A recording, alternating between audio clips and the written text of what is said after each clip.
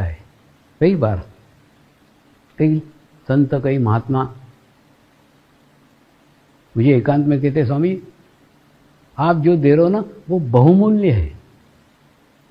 ऋषिकेश में अगर आप ऊपर की साइड जाओ ना तो गुफाओं में कई ऋषि मुनि केवल आत्म साक्षात्कार पाने के लिए सालों तपस्या कर रहे हैं, और आप ऐसे ही दे देते हो। आप योग्यता अयोग्यता थोड़ा देखा करो ना। आप बिना देखे किसी को भी दे देते हो, सार्वजनिक दे देते हो, लाखों लोगों को दे देते हो। मैं उनको उत्तर देता हूं, मेरे मन में प्रत्येक मनुष्य मात्र के लिए प्रेम है,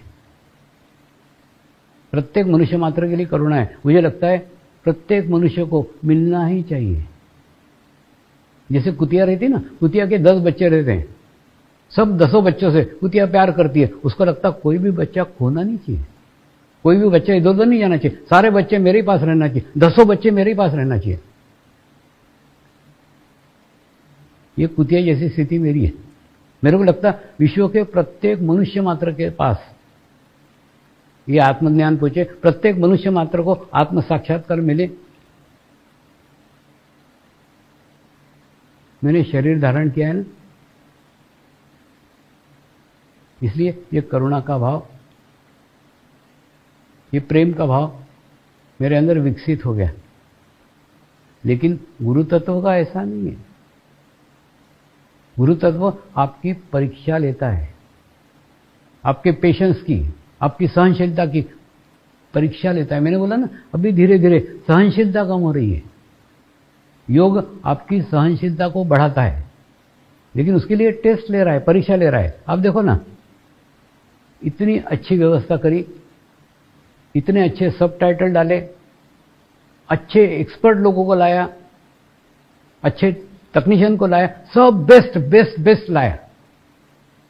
उसके बावजूद भी पहले दिन 15 मिनट का कार्यक्रम ही चालू नहीं हुआ, दूसरे दिन बीच में 15 मिनट ही बंद रहे। ये क्या प्रकार चल रहा है? थोड़ा शांति के साथ सोचो। गुरु तत्व आपके संयम की परीक्षा ले रहा है। इसमें कई विकेट उड़ जाएंगे जो संयम नहीं रखते, जो आत्म साक्षात्कार के योग्य नहीं है, जो ध्यान के योग्य नहीं है। छटनी हो रही है, छटनी। पहले 15 मिनट में छटनी, दूसरे कार्यक्रम में 15 मिनट में छटनी। मैं तो सबको देने को तैयार हूं, लेकिन गुरु तत्व सबको देने को तैयार नहीं है। वो आपकी परीक्षा ले रहा है, आपकी सहनशीलता की परीक्षा ले रहा है कि आप कितने पेशेंस रख सकते हो, कितना सहन कर सकते हो, कितनी भूख तुम्हारे बीच में है। इतनी आत्मा को प्यास लगी हुई है, तुम्हारे प्यास की ये टेस्टिंग चल रही है। और उस प्यास में प्रत्येक व्यक्ति, प्रत्येक मनुष्य पास हो, ये मेरी शुद्ध इच्छा है। लेकिन मैं क्या कर सकता हूं? होता है ना, मां खूब पढ़ा करके, खूब प्रेम से एकदम दही खिला करके बच्चों को परीक्षा देने भेजेगी, लेकिन परीक्षक परीक्षा लेते समय उसे कोई छूट नहीं देता, उसकी कड़ी परीक्षा लेता है। ठीक उसी प्रकार से कितना भी हमने आपके लिए किया, तो भी अगर आपकी स्थिति नहीं होगी, आप में सहनशीलता नहीं होगी, तो कोई ना कोई दिक्कत, कोई ना कोई प्रॉब्लम आकर के आपकी सहनशीलता का टेस्ट अवश्य लेगी, और आगे भी लेने वाली है। तैयार रहो, अपने पेशेंस रखो। अरे बाबा, ऊपर से नीचे गिरना तो खूब आसान है, नीचे से ऊपर चढ़ने के लिए बहुत कष्ट लगते हैं, बहुत तकलीफ होती है, बहुत संतुलन रखना पड़ता है, बहुत शांति रखना पड़ती है, पेशेंस रखना पड़ते हैं। तो आपको क्या, मस्त गद्दे पे बैठे बैठे घर में कितना भी हमने आत्म साक्षात्कार प्रदान करने का प्रयास किया तो भी मिलेगा नहीं। वहां आपकी स्थिति आड़े आएगी, वहां आपके पेशेंस आड़े आएंगे। कितना भी आसान किया तो भी आसान है नहीं। इसीलिए मैं उन महात्माओं को कहता हूं, उन संतों को कहता हूं, मेरे मन में करुणा है, मैं दे रहा हूं, लेकिन तुमको लगता है कि सब ले रहे हैं, सब नहीं ले रहे हैं। अयोग्य लोगों को गुरु सत्ता खुद ही दूर कर देती है, जिनकी स्थिति नहीं, वो वहां तक रह ही नहीं पाते हैं। इसलिए पेशेंस रखो। योग केवल योगासन नहीं है, योग एक जीवन जीने की सर्वश्रेष्ठ मैनेजमेंट है। वो आपके जीवन को एकदम संतुलित करता है, एकदम बैलेंस करता है। और बैलेंस होकर के, बैलेंस आदमी के प्रयत्न बैलेंस रहते हैं, उसका रिजल्ट बैलेंस आता है। तो योग आपके जीवन में संतुलन लाता है, पेशेंस लाता है। आज के जीवन में पेशेंस की अत्यंत आवश्यकता है, सहनशीलता की अत्यंत आवश्यकता है। सहनशीलता समाप्त हो रही है, पल पल में समाप्त हो रही है। आपने देखा होगा ना, छोटी से गाड़ी से टकरा जाती है, खून खच्चर हो जाता है, मारपीट हो जाती है। क्यों? दोनों में ही पेशेंस नहीं है। यानी ये रोड के ऊपर दोनों बम गोले घूम रहे हैं, कौन सा गोला किससे टकरा जाए कोई भरोसा नहीं। प्रत्येक कार में असहनशील लोग बैठे हुए हैं, कभी भी कहीं टकरा सकते, कभी भी भिड़ सकते। छोटी छोटी घटनाओं से कितने बड़े बड़े कांड हो जाते हैं। और जबकि उनका पहले उनसे कोई संबंध नहीं था, उसने केवल हॉर्न क्यों बजाया, वो मेरे आगे क्यों गया, बस ये छोटी सी घटना में झगड़े। क्यों? सहनशीलता समाप्त हो रही है। सहनशीलता सबसे बड़ा धन है आज के काल का, आज के समय का। उस धन को पाने के लिए योग करो।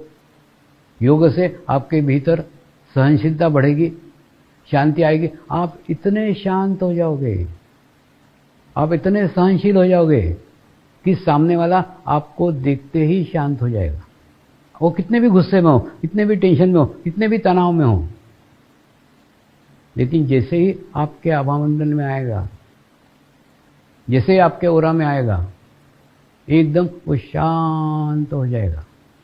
वो भूल जाएगा मैं कौन सा झगड़ा करने के लिए आया था, कौन सी बात करने को आया था। हुआ था ना एक बार, एक कंपनी के बहुत बड़े मेंटेनेंस मैनेजर थे। वो बोलते हैं स्वामी जी मेरे पास ना सब झगड़े झमेले आते हैं, पूरे फैक्ट्री के अंदर कुछ भी ये हुआ ना तो मेरे पास कंप्लेंट लेकर के आते हैं, और दिन भर ना यही कार्य चलता, मैं बड़ा डिस्टर्ब रहता हूँ, क्या करूँ। मैंने बोला पहली बात तो आधा घंटा ध्यान करके फिर ड्यूटी के ऊपर जाओ, और ड्यूटी पे जाके ना तुमको बुलाए बिना कोई अंदर तो तुम्हारे कैबिन में नहीं घुसता ना। तो बोले हाँ नहीं कोई नहीं घुसता। मैंने बोला एक काम करो, थोड़ा सा अपने तालु हक पे हाथ रखो, चित्त को सहस्त्र पे स्थिर करो, स्थिर करके शांत स्थिति में जाओ, और उसके बाद में फिर बेल मारो, फिर किसी को भी बुलाओ। जैसे ही कोई आपके कैबिन में घुसेगा ना, आपका आभामंडल विकसित हो जाएगा, आपका ओरा विकसित हो जाएगा। उस विकसित ओरा में थोड़ी देर के लिए आने के बाद वो भूल जाएगा मैं आया काय के लिए था, और उसके बाद में फिर कभी उसको याद आएगा तो उतना फोर्स, उतना गुस्सा, उतनी तीव्रता उसकी बातों में नहीं रहेगी, वो भी शांत हो जाएगा। क्यों? क्योंकि आप शांत हैं। तो आप अगर दुनिया को सुधारना चाहते हैं, विश्व शांति चाहते हैं, विश्व कल्याण चाहते हैं, तो ये बड़े बड़े शब्दों को छोड़िए और उसको अपने से शुरू कीजिए। पिंडे ब्रह्मांडे, ब्रह्मांडे पिंडे। अगर आपके भीतर का पिंड शांत है तो विश्व शांत है। और उसके बाद में अब आत्म शांति की शुरुआत, विश्व शांति की शुरुआत आत्म शांति से करना होगी। पहले आत्म शांति को प्राप्त करो तो विश्व शांति हो सकती है। आप कल्पना करो कि विश्व में शांति आए तो केवल कल्पना होगी। अगर आप चाहते हो विश्व का कल्याण हो तो पहले अपना कल्याण करो। अगर आप चाहते हो विश्व में शांति हो तो पहले अपने आप को शांति को प्राप्त करो। अगर आप शांति को प्राप्त हुए तो विश्व में शांति आ सकती है, अन्यथा कोरी कल्पना ही होगी। तो विश्व शांति एक कोरी कल्पना होगी। लेकिन अगर विश्व शांति चाहते हो तो उसकी शुरुआत आपको आपसे ही करना होगी।